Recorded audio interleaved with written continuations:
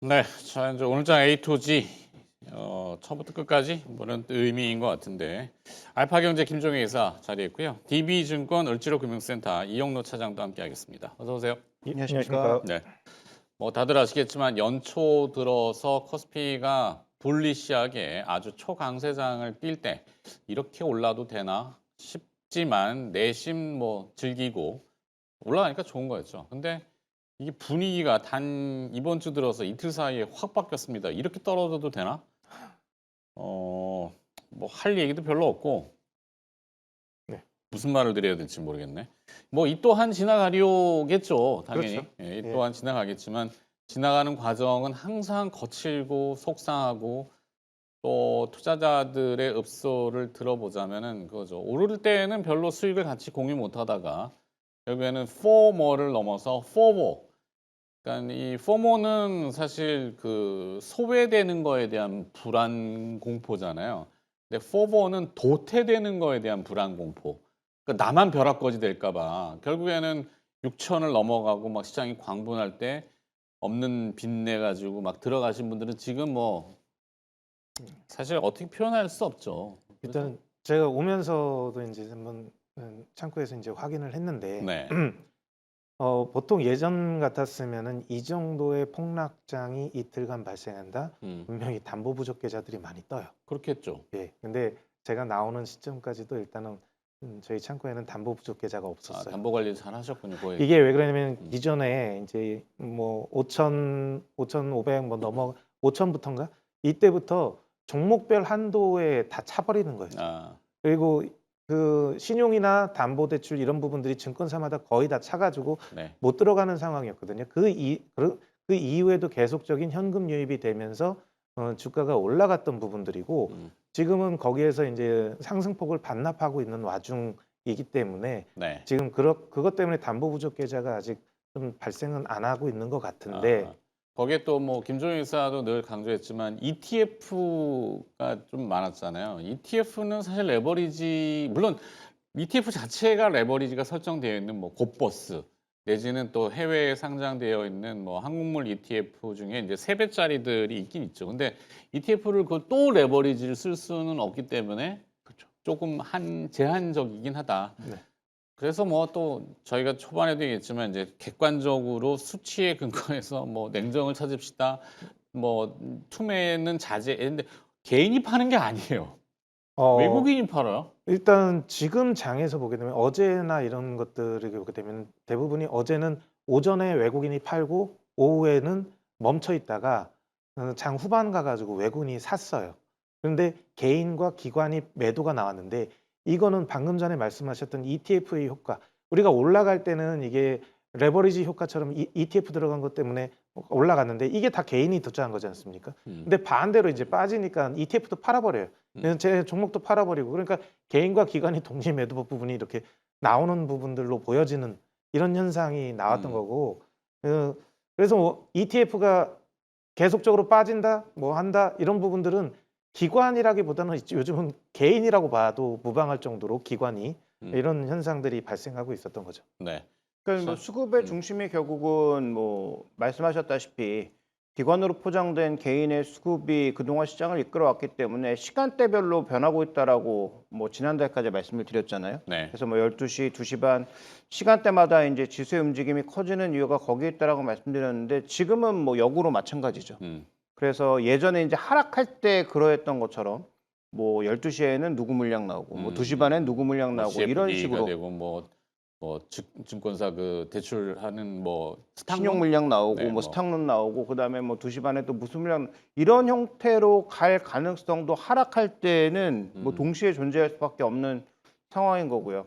다만 저는 뭐 이런 수급적인 요인에 의해서 급등락은 뭐 어느 정도 진정될 거라고 보는데 네. 오히려 좀 눈에 걸리는 건 미국 시장에서 그동안 비교적 굉장히 견조했던 엔비디아는 덜 빠졌지만 마이크론 마이크론과 테크놀로지. 샌디스코의 변동성이 확대됐다라는 것과 뭐 일각에서는 어제 삼성전자 하이닉스 하락이 마이크론한테 또 역으로 영향을 주고 다시 또 저녁 넘어가면 마이크론 하락이 또 우리 아침에는 이게 그러니까 어떻게 보면은 나쁘게 얘기하면 죽음의 소용돌이란 말이죠. 서로 막 맞물려 들어가 버리는 그러니까 뭐 어느 순간에는 멈추긴 하겠지만. 물론 우리나라 주식이 압도적으로 싸기 때문에 네. 뭐 그들과 똑같이 빠지는 건 아니지만 말씀하셨던 영향은 주고받을 수 있고요. 음. 또 하나는 어저께 나타났던 이제 뭐 크게 화제가 되고 있지 않은 것 같은데 블랙스톤 문제. 네네. 블랙스톤 사모펀드 문제가 대출.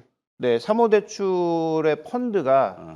보통 이제 분기별로 한 5% 정도까지만 환매를 받는데 어제 7.9%가 나왔다는 거죠. 음. 그래서 이제 블랙스톤이 확 법을 바꿔가지고 7%로 늘려주고 네. 0.9%는 그래도 부족하니까 임직원 돈을 끌어다가 이걸 메꿨단 말이에요. 네. 그러면서 어쨌든 그 뱅크런 같은 사태를 막았기 때문에 이 별거 아니야라고 할 수 있지만 그러면 다음 분기 넘어가서도 이런 동일한 사태가 벌어질 가능성은 없나? 부터 시작해서 그래서 블랙스톤이 급락하니까 그 옆에 종목으로도 좀 번졌단 말이죠. 근데 이걸 왜 보냐면 블랙아웃 때는 그럴 수 있지라고 했는데 네. 블랙스톤, 블루아울. 예, 그러니까 블루아울 정도는 그럴 수 있다라고 봤는데 블랙스톤 정도의 레벨로 사이즈가, 올라오면 이 사이즈가 다르단 말이죠. 그래서 이런 부분들은 분명히 좀 눈에 걸리는 부분들이 있으니까 오히려 저는 오늘 뭐 시장의 하락 이런 것도 굉장히 중요하지만 미국 시장에서 나타나는 소위 주도주 계열의 종목군과 그다음에 방금 언급드렸던 소위 이제 금융 쪽에서 이거 한 8, 9% 수익률을 계속 주면서 왔던 펀드들이잖아요. 사모 네네. 신용이라고 그렇죠. 하는 게 한 8% 정도 수익률 보장해주고 쭉 끌고 왔던 것들인데 이런 것들이 빠져나가는 건 전체 시장 유동성에는 어떤 영향이 있을까는 반드시 한번 좀 체크를 해볼 필요가 있지 않을까 이렇게 좀 보고 있습니다. 네. 김종현 회사가 전곡을 사실 찌른 거죠. 이 본질적인, 그러니까 이벤트 전쟁은 뭐 사실 다 깜깜이긴 한데 그 뒤에 이제 그림자처럼 따라오는 리스크가 이 자본시장의 동향이잖아요. 그러니까 사모대출 시장이 자꾸 수면 위로 기어오르는 게 그게 좀 눈에 매우 거슬린다. 이거를 얘기해 주셨고 그건 뭐 추정해봐야 되는 거고. 자, 예. 호르무즈 해협과 유가 그리고 또 인플레이션, 아시아에서 뭐 당연히 에너지 수입 의존도가 높은 우리나라 성장률이 어떻게 되지? 이런 게 도미노잖아요, 지금. 네, 그렇죠. 결국에는 호르무즈입니다. 네. 트럼프 대통령이 호르무즈를 지나가는 유조선에 대한 포위 보호, 이거 보면서도 수송 믿지를 작전, 못하겠- 보호 수송 작전 믿지를 못하겠어요. 건데 트럼프 대통령의 말을 어떻게 믿어? 일단은 이란의 해군력 부분들에 대한 것들을 이제 무력화시키는 작업들을 먼저 진행을 했고, 근데 이제 거기에서 드론이라든지 미사일 부분에 대한 방어는 일반 선박은 할 수가 없기 때문에 군함이 옆에 호위를 하면서 지나가면서 트럼프 다가오는 대통령 것들은 스타일이 니네 나라 네가 이게 지켜라 그러는. 우리가 2차 세계대전 때 미국이 세계대전에 참가했던 부분들 중에 결정적인 것들은 뭐냐면은 독일의 유보트가 대서양을 넘는 모든 상선에 대한 이게 공격 부분들이 있었거든요. 그게 전 세계적인 이게 분노를 일으키고 한 부분들인데 이란이 거기에 진행하는 모든 배들이라든지 이런 거에 대해서 공격을 하겠다. 이거는 지금 현재까지는 어쨌든 이란에 대해서 미국 좀 너무한 거 아니냐 이렇게 갈 수도 있겠지만 이란이 만약에 그 지속적인 공격을 하게 된다 그러면 글로벌 글로벌 국가들이 원래는 영국도 반대하고 뭐 이렇게 프랑스도 안 한다겠다고 이제 반대했다가 그쪽에서 본인들이 직접적인 원유가 공급이 안 되고 인플레이션이 발생할 여러 개 생기니까 영국과 프랑스도 지금 같이 이제 미군이 사용할 수 있는 기지 내주고 샤를 드고람이 지금 다시 중동 쪽으로 배치되고 있고 이런 부분들이거든요. 지금 이란은 본인들이 국제적으로 그 확산시켜 가지고 자기들의 입지를 미국에 압박을 주겠다라고 하지만 실질적으로 이란 때문에 그 공격하는 그것 때문에 전 세계들이 피해를 본다라면은 오히려 그 군사력을 갖고 있던 국가들이 그거를 방어할 수 있는 이런 부분들로 네. 가지 않을까. 그러면 이란을 더 압박할 수 있는 수단이 돼버리는 거죠. 뭐 말씀하신 중에 또 끊어서 그렇지만 코스닥은 매도 서킷 브레이크가 또 발동이 됐네요. 주가 지수가 전일 종가 대비 약 8% 하락하면 이것이 1분간 지속되면은 20분간 코스닥 시장의 매매 거래가 중단이 되는 현상, 이제 하여튼 그렇게 됐네요. 물론 정부가 이제 시장 변동성이 너무 크다 보니까 증권 안정 펀드, 증안 펀드라고 하는데 10조 원 규모를 투입한다, 긴급 수혈한다 이렇게 또 발표를 했어요. 효과가 좀 있을까요? 근데 그거와 더불어서 지금 살펴보면 뭐 금융투자도 매수하고 있지만 오늘 유가증권 시장에 대해서는 그 외 연기금이라든지 뭐 기타 법인이라든지 이런 쪽으로도 일부 매수가 들어오고 있습니다. 그것도 이제 특정 업종 중심으로 전기전자를 포함해서 그래도 지수의 맥락을 좀 잡아줄 수 있는 종목군들 중심으로 들어오고 있는데 근데 이것도 뭐 다 아시다시피 한번 이렇게 바람이 강하게 몰아칠 때는 음.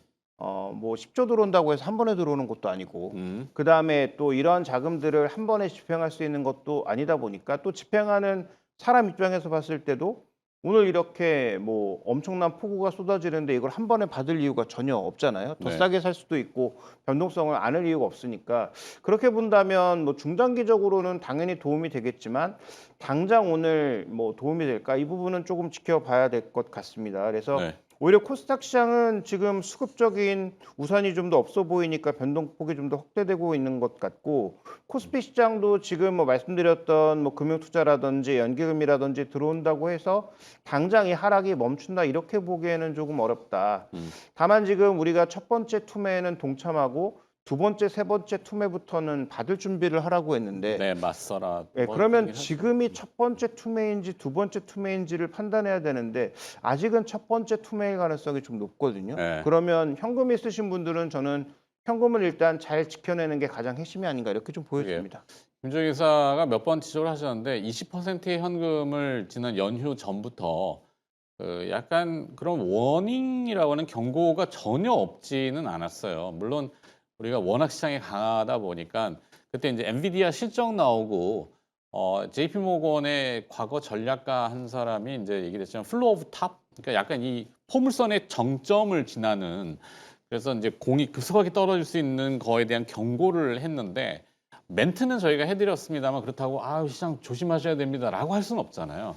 아니나 다를까 조금 뭐 이렇게 현상이 벌어지긴 했어요. 근데 지금 일단은 현재는 그렇고 일부의 현금에 대한 강조를 좀 해주셨는데 오늘 개인 신용을 좀 막았죠. 그런 부분도 없지 않았을까요?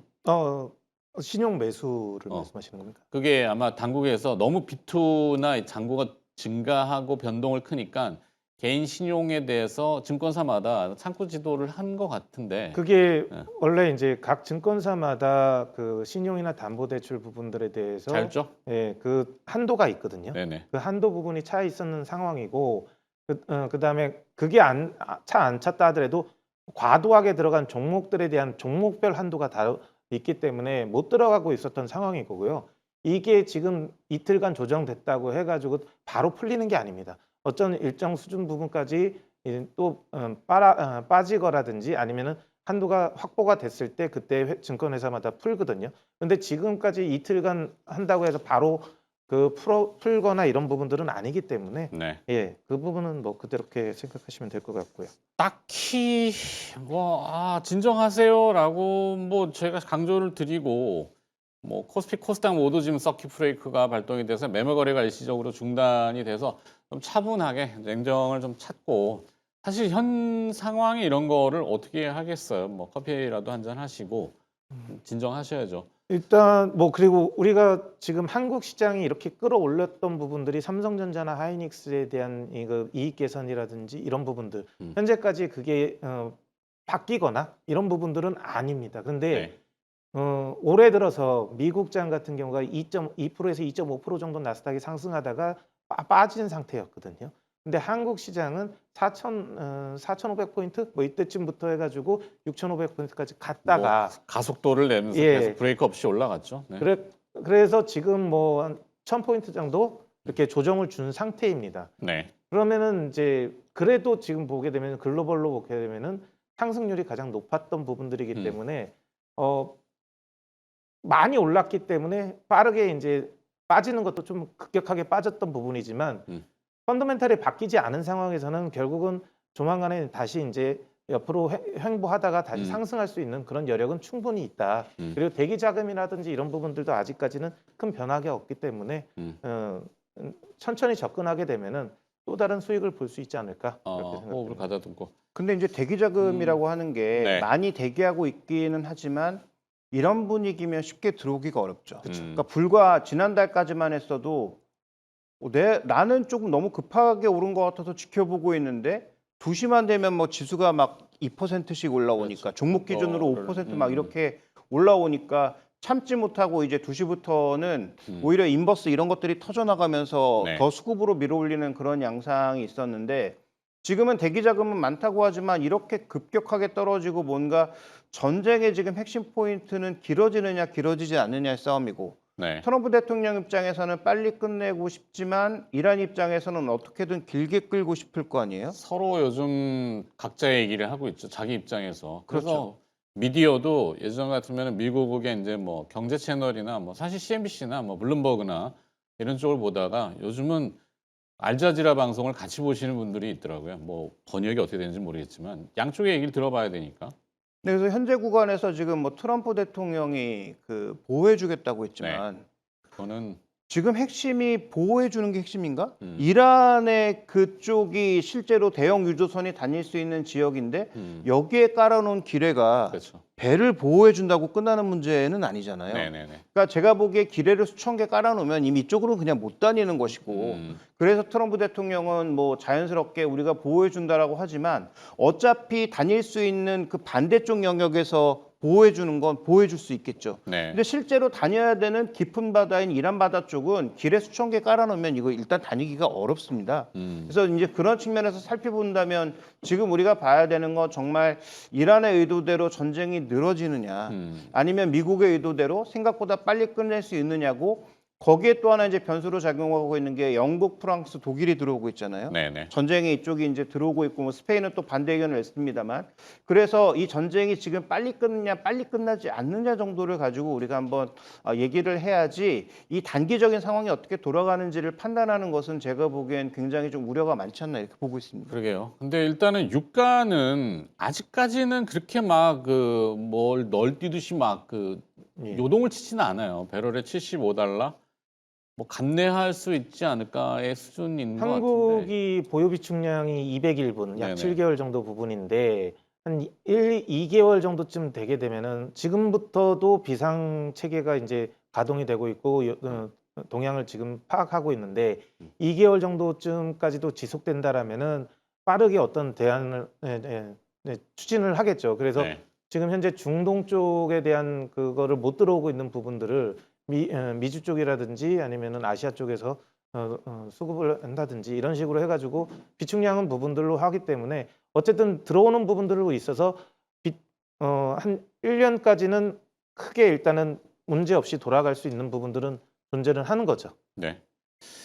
자, 그럼 조금 만약에 이제 시장이 또 어느 순간 내일 당장 500포인트가 오르지 말라는 법도 없고 그렇죠. 네. 이게 뭐 워낙 심리가 많이 좌지우지하기 때문에 어떤 재료에 또 돌발적으로 그러면 시장이 안정을 찾고 돌아선다는 가정을 우리는 항상 희망을 하잖아요. 그러면 어느 쪽이 제일 빠르게 물론 반도체겠죠, 당연히. 근데 일단 뭐 밸류 기준으로 너무 싸니까 네. 지금 예상만 맞다면은 5배도 안 되는 수준이잖아요. 그러면 이런 종목을 가장 먼저 그러니까 없는 분들 얘기하는 겁니다. 그렇죠. 반도체가 이미 있으신 분들은 지금 뭐 포지션 변경에 여유가 없을 것 같고 반도체가 너무 빨리 올라서 그동안 아예 잡지 못했다는 분들은 지금 현재 구간에서 가지고 있는 현금을 제일 먼저 집행할 때 써야 되는 건 똑같이 저는 뭐 반도체라고 봐야 되는 거죠. 왜냐하면 지금 반도체 빼면 우리나라에서 비싼 업종 많습니다. 시장 평균 넘어서는 거 많아요. 반대로 반도체는 시장 평균보다 여전히 압도적으로 낮습니다. 그러면 지금 현재 현금을 써야 된다면 저는 당장 오늘 쓰진 않아야 된다라고 보지만 저는 여전히 반도체 빅2에 써야 된다라고 보고 있습니다. 네. 뭐 저도 소부장. 동일하게 하는데 소재 부품 장비 이거보다는 원청인 삼성전자, 하이닉스, 그다음에 현대차 이런 부분들이 많이 지금 가장 많이 빠지고 있고요. 네. 반등할 때도 가장 먼저 움직이는 종목들이지 않을까. 그리고 주가지수 전체의 포지션을 차지하고 있는 비중도 높기 때문에 뭐 500포인트 올라가고 이렇게 하려면은 결국은 500포인트 올라간다라는 의미는 비중이 높은 얘네들이 올라가야지만 그 정도가 올라가는 부분들이니까요. 결국은 주가지수가 말을 해주는 거죠. 네. 예. 지난주까지를 기억하실 거예요. 뭐 이 삼성과 하이닉스 증설 발표했잖아요. 뭐 수십조 단위고 그걸 일주일 만에 가만히 있어봐 이거 취소해야 될 거 이러진 않는다는 거죠. 그죠? 결정하기까지 얼마나 심사숙고를 했겠어요. 자, 그렇게 믿어보고 오늘 또 뭐 일단 거래가 정지돼서 뭐 HTS가 다운된 것처럼 보이는데 나쁘진 않네요. 그냥 멈춰 있는 것도. 자, 뭐 식사하실 거 하시고 그래도 기운 내시고요. 저희는 여기서 마무리해야 될 것 같습니다.